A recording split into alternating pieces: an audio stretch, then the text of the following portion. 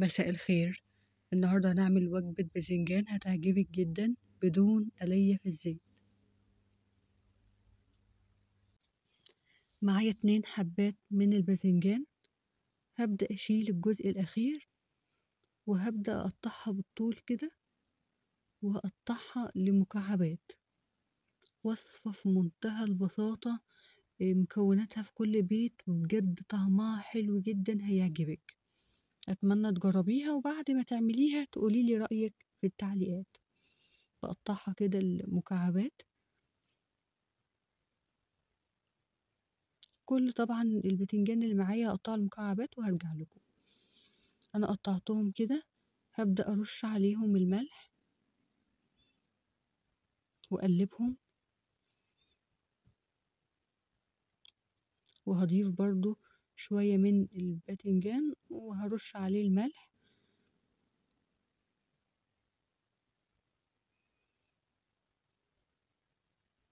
عايزة اقولك كمان ان المقادير هتلاقوها في صندوق الوصف، كلمة المزيد اللي تحت الفيديو هتلاقي فيها كل حاجة.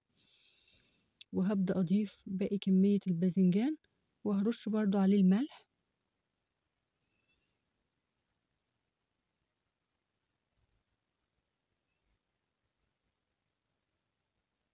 انا هسيبهم ساعة بعد ما رشيت عليهم الملح، هسيبهم ساعة. وبعد ساعة هفضيهم في مصفى علشان يتصفوا كويس جدا. هفضيهم في المصفى بعد ساعة. بصوا بعد ساعة بقى بتصفي كده كل المية، تنزليها كويس جدا وطاسة على النار. تسخني الطاسة دي على النار وتبدأي تضيفي معلقتين زيت فقط، معلقتين زيت. هنعمل بقى الطريقة اللي هتعجبكم قوي، اللي ليها نكهة كده، وبجد نتيجتها حلوة خالص. جربيها زي ما بقولك وردي عليا. ببدأ كده أضيف معلقتين الزيت وأوزعهم كويس في الطاسة، وهبدأ أضيف الباذنجان. أكون مصفياه كويس قوي من المية بتاعته، صفيته كويس بعد ما نقعته ساعة بس. صفيته كويس وهبدأ أشوحه. هبدأ كده أشوح الباذنجان لحد ما ياخد لون كده خفيف، هتشوفيه دلوقتي. هبدأ كده أشوح فيه لحد ما يوصل للون كده ايه، ذهبي كده خفيف. هتشوفوه دلوقتي، شايفين؟ تلاقي كده الباذنجان من كتر التشويح خد لون، وتلاقيه ايه دبل معاكي شويه.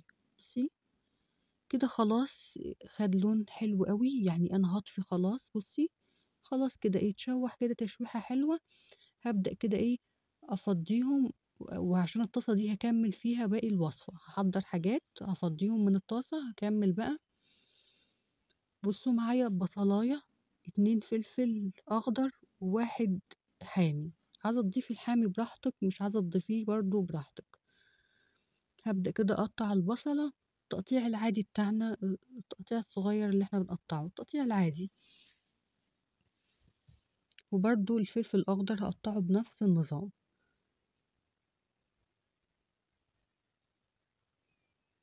عايزة اقولك كمان ان في صندوق الوصف وصفات متعددة للباذنجان كتير بدون قلية في الزيت. وصفات بجد كتير. اتمنى بعد ما تشاهدي الفيديو تاخدي برضو ايه لفة كده، لو حابة تشوفي للباذنجان وصفات كتير.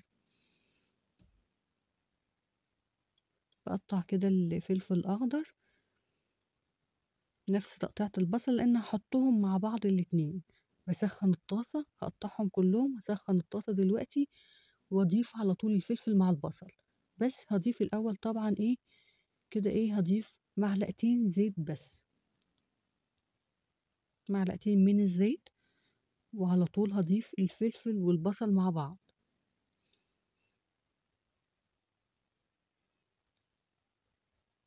هبدأ كده أقلب فيهم لحد ما يتبلوا وريحة الفلفل تطلع كده والبصل. هبدأ أقلبهم كده ايه، أول ما يتبلوا ريحتهم تطلع.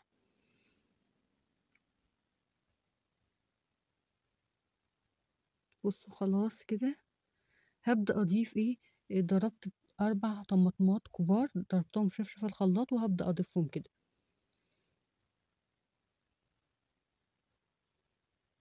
طماطم كده تكون تقيلة. هضيف معلقة سكر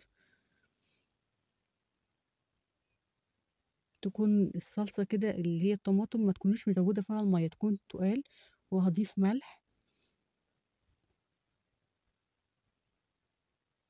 وهاضيف ربع معلقة كمون، وهاضيف فلفل أسمر ربع معلقة. كمان المقادير برضه هتلاقوها في صندوق الوصف. وهابدأ أغطيهم وأسيبهم كده يتسبكوا شوية، وهابدأ أضيف الباذنجان. لسه هنضيف إضافات كده هتخلي الباذنجان ده طعمه رهيب. اصبري بس كملي الوصفة للآخر، عشان هنضيف حاجة كده تخلي صينية الباذنجان دي ايه كده تحفة، هتعجبك جدا ان شاء الله لما تجربيها كمان وتقولي لي رأيك.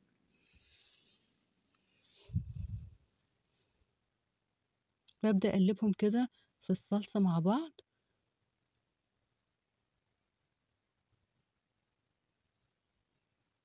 وهبدأ اغطيهم.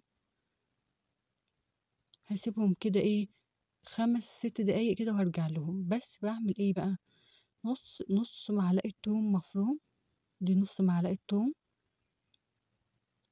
هضيف عليها كمون، ربع معلقة كده كمون، ربع بس كده معلقة. وهضيف برضو ايه ربع معلقة ملح كده، طرف كده معلقة ملح.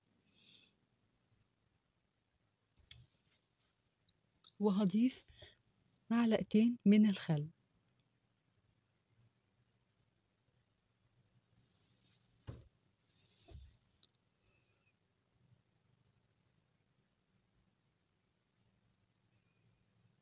ضفت كده المعلقتين من الخل، وهبدأ أضيف عليهم معلقة مية، وهبدأ كده ايه أقلبهم مع بعض.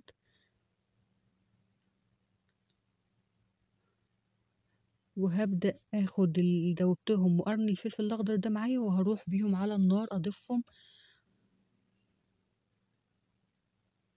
أول كده ما تضيفي بجد التوم بالخل بالكمون ريحة بتطلع تحفة كده.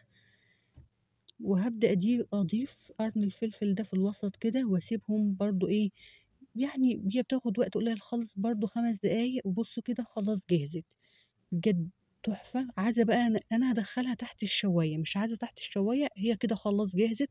دخلتها تحت الشواية تاخد لون كده زي ما انت شايفة، عشان ايه تبقى شكلها كده ايه تحفة. هي كمان طعمها جميل جدا. اتمنى تضغطي لايك لو وصلت لحد هنا، وتعملي اشتراك وتفعلي الجرس.